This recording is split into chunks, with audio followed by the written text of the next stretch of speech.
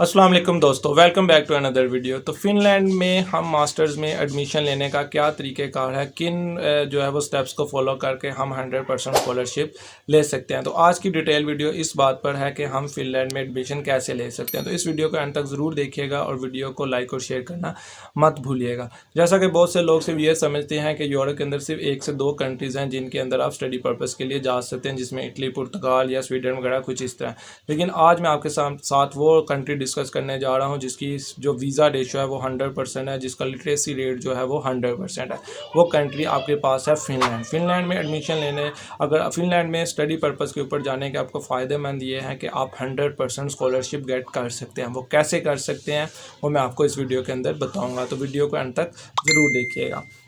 Finland जो basically country है ये यूरोप के नॉर्थ में लोकेट करती है। ये एक जो है वो कोल्ड कंट्री है जिसका जो लिटरेसी रेट है वो 100% है और इसकी जो वीज़ा रेशो है वो 100% है, लेकिन इसका जो एडमिशन रेशियो है वो 25 से 30% है। इस फ़िनलैंड के अंदर सिर्फ एडमिशन उन स्टूडेंट्स को मिलता है जिनके ग्रेड्स अच्छे हैं, जिनका आइट्स है, जिनका मोटिवेशनल लेटर स्ट्रॉन्ग है, उन स्टूडेंट्स को मिलता है। इन फ़िनलैंड के अंदर एडमिशन लेने के लिए मास्टर्स के लिए तो आपके पास पाकिस्तान का अगर आपने बैचलर किया हुआ है, 4 ईयर डिग्री की हुई है और उसमें अगर आपका CGPA 2.5 से ऑनवर्ड 3 तक है तो आपको एडमिशन लेने से कोई नहीं रोक सकता। सेकंड थिंग, इसमें आपका मोटिवेशनल लेटर बहुत ज़्यादा स्ट्रॉन्ग होना चाहिए, क्योंकि जो आपकी स्कॉलरशिप है वो सिर्फ और सिर्फ मैटर करती है कि आपका मोटिवेशनल लेटर कितना स्ट्रॉन्ग है। ठीक है, तो इसमें जो है वो मोटिवेशनल लेटर के अंदर वो ये चीज़ मेंशन होनी चाहिए कि आप ये डिग्री क्यों करना चाह रहे हैं, ये डिग्री आपकी प्रीवियस डिग्री से कैसे मैच करती है और आपने ये यूनिवर्सिटीज़ क्यों चूज़ की। फर्स्ट थिंग ये होगी। और अगर आपका कोई स्टडी गैप है तो वो जो आपने वर्क किया हुआ है वो आपकी करंट डिग्री और प्रीवियस डिग्री से साथ कैसे रिलेट करती है। सारी चीज़ें अगर आपकी मोटिवेशनल लेटर में मौजूद हैं तो आपका मोटिवेशन जो है वो बहुत ज़्यादा स्ट्रॉन्ग होगा। सेकंड, इसमें आइट्स के बगैर एडमिशन नहीं हो सकता। आपको आइट्स में 6.5 जो है वो ओवरऑल चाहिए और ईच मॉड्यूल जो है वो 5.5 चाहिए। PT भी यहाँ पर एक्सेप्टेड है और डुओलिंगो भी कुछ यूनिवर्सिटीज़ एक्सेप्ट करती हैं, लेकिन वो बहुत कम है, जिसमें 180 मोर देन पॉइंट्स को वो रिक्वायर्ड करती हैं। सेकंड, अगर हम इसमें यूनिवर्सिटीज़ की बात करते हैं तो यहाँ पर 2 तरह की यूनिवर्सिटीज़ जो हैं वो चलती हैं, जिसमें एक अप्लाइड हेल्थ साइंसेज की यूनिवर्सिटीज़ है, दूसरी फिनिश यूनिवर्सिटीज़ है। जो अप्लाइड हेल्थ साइंसेज यूनिवर्सिटीज़ हैं अगर हम उनकी बात करते हैं वो मोर देन 25 से ज़्यादा हैं और 25 से ज़्यादा हैं, और जो फिनिश है वो तकरीबन मोर देन 30 हैं। जो अप्लाइड साइंसेज यूनिवर्सिटीज़ हैं इसमें आपके जितने भी नॉर्मल जो सब्जेक्ट्स आते हैं, इंजीनियरिंग के, सोशल साइंसेज के, सारे इसमें सब्जेक्ट्स आते हैं। ठीक है, और जो फिनिश में आते हैं इसमें आपका रिसर्च बेस आता है। अगर आप इन यूनिवर्सिटीज़ के अंदर एडमिशन ले लेते हैं और वीज़ा लेकर आप फ़िनलैंड चले जाते हैं तो आप आफ्टर डिग्री एक अच्छी जो है वो जॉब इजीली वहाँ पर गेट कर सकते हैं, क्योंकि इनकी जो मार्केट इंडस्ट्री है, IT इंडस्ट्री है, बहुत ज़्यादा स्ट्रॉन्ग है फ़िनलैंड की। यहाँ पर आपके सेटलमेंट के चांसेस मोर देन जो है वो अदर यूरोपियन कंट्रीज से बहुत ज़्यादा हैं और अच्छे हैं। आपको PR की भी बहुत ईजीली मिल जाती है। सेकंड, यहाँ पर आप स्टडी के साथ साथ जो है वो 20 घंटे वर्क भी कर सकते हैं, जिसमें आप अपने अदर एक्सपेंस भी मैनेज कर लेते हैं। अगर हम मेजर बात के ऊपर आते हैं कि स्कॉलरशिप आप कैसे लेते हैं, तो स्कॉलरशिप के लिए आपका आइट्स के अंदर बैंड 6.5 से ऊपर होने, 6.5 अगर हैं या इससे ऊपर हैं तो आपके चांसेस बन जाते हैं। सेकंड, अगर आपका स्टेटमेंट ऑफ पर्पज़ अच्छा है, जिसमें आपने ये चीज़ मेंशन की हुई है कि आपने यूनिवर्सिटी क्यों चूज़ की, आपने ये डिग्री क्यों चूज़ की और आप इस डिग्री को करने के बाद किस इंडस्ट्री में काम करेंगे, क्या क्या आपके गोल हैं, अगर ये सारी चीज़ें आपकी इसमें मैनेज हैं तो आपको जो स्कॉलरशिप लेने से कोई नहीं रोक सकता। यहाँ पर डिपेंड करता है कि यूनिवर्सिटी आपको स्कॉलरशिप कितनी दे रही है। 100% भी स्कॉलरशिप मिलती है और 50% भी मिलती है और 70% भी मिलती है। अगर आपको 100% मिल जाती है तो उसमें ये होता है कि आपके जितनी जो फ़ीस है वो फुल फीस आपकी वेव हो जाती है। उसके अलावा आपको मील एक्सपेंस भी जो है वो दिया जाता है। इनकी जो फ़ीस जो करती है वेरी करती है, वो 8,000 से लेके 15,000 यूरो तक करती है, जो कि आप अगर आपकी स्कॉलरशिप नहीं भी लगती, जो कि स्कॉलरशिप नॉर्मली हर स्टूडेंट की लग जाती है, वेरी रेयर केसेस अगर किसी की नहीं भी लगती तो आप इजीली जो है वो इजीली जो अपने एक्सपेंस हैं वो वहाँ पर जाके यहाँ से फ़ीस एक इंस्टॉलमेंट पे करने के बाद वहाँ पर जाके निकाल सकते हैं। अगर दूसरी बात अगर हम ये करते हैं कि इसमें जो है वो एडमिशन लेने के बाद हमने वीज़ा कैसे लेना है, तो मैं आपको बताना चाहूँगा कि पाकिस्तान के अंदर जो फ़िनलैंड की एम्बेसी अभी प्रॉपर वर्किंग में नहीं है, वो सिर्फ और सिर्फ विज़िट वीज़ा डील कर रही है, वो भी जो कि नीदरलैंड की जो एम्बेसी है वो डील करती है।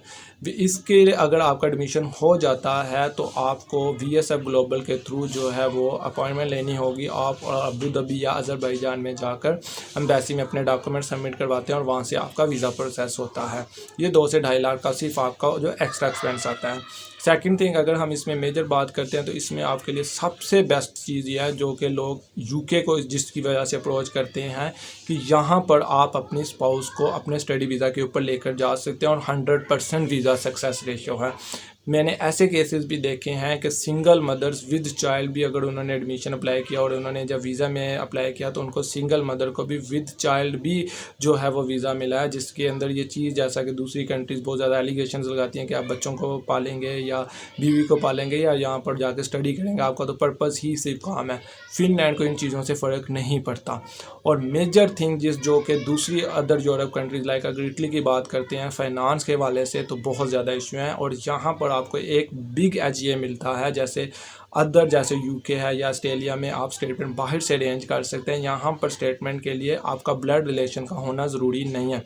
कोई भी जो रिलेशन है आपका दोस्त चाचू मामू कोई भी आपको फाइनेंशियल जो है वो सपोर्ट कर सकता है। सिर्फ उसका FBR में रिटर्न होना 2 साल का ज़रूरी है और सेकंड जो अमाउंट वो दे रहा है वो आपके अकाउंट में होना ज़रूरी है, जिसमें मुझे ये डिक्लेयर कर दे कि ये अमाउंट मैंने अपने बेटे या बेटी को दे दी है या अपने भतीजा जो भी है उसको दे दिया और ये इसके पूरा यूज़ कर सकता है। सिर्फ उसका सोर्स ऑफ इनकम जस्टिफाई होना चाहिए।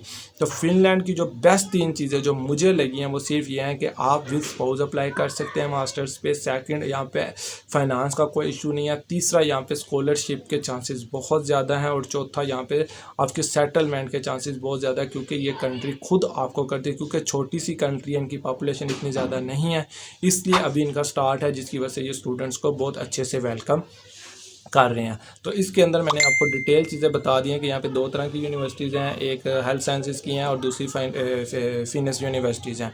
और स्टडी इन्फो जो पोर्टल है वो भी मैंने आपके साथ जो है वो इसमें शेयर भी कर दूंगा, लिंक भी उसका, इसके ऊपर इसकी सारी डिटेल्स हैं।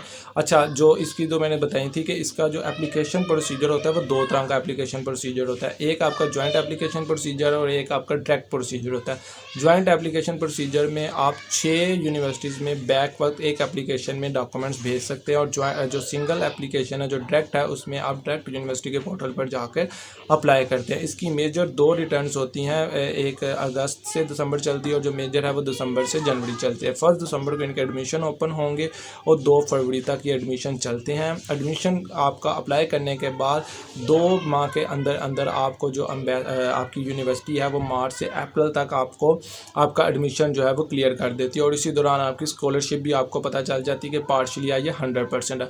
उसके बाद आप VSF ग्लोबल के थ्रू जो है वो अपनी अपॉइंटमेंट लेके अबू धाबी अज़रबैजान में जाकर अपने डॉक्यूमेंट सबमिट करवाते हैं और सिंपल से इंटरव्यू को पास करने के बाद आप, क्योंकि इनके अगस्त में क्लासेस होती हैं और आपको जुलाई तक जो है वो फारिग कर दिया जाता है।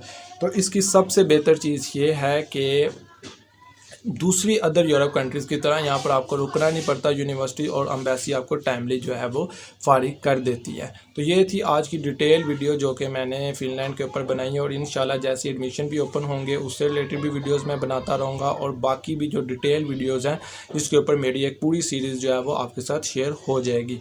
तो मेरे चैनल के साथ जो है वो लिंक में रहिएगा क्योंकि एडमिशन ओपन होने जा रहे हैं 2024 के।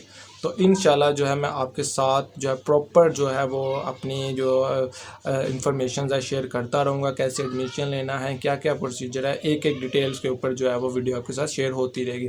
अगर आपकी भी कोई क्यूरी हो तो आप मुझसे कमेंट सेक्शन में भी पूछ सकते हैं और मेरी इंस्टाग्राम जो आईडी है उसको भी फॉलो कर सकते हैं। तो इंशाल्लाह मिलेंगे नेक्स्ट वीडियो में मज़ीद इन्फॉर्मेशन के साथ। टिल देन अल्लाह हाफिज़।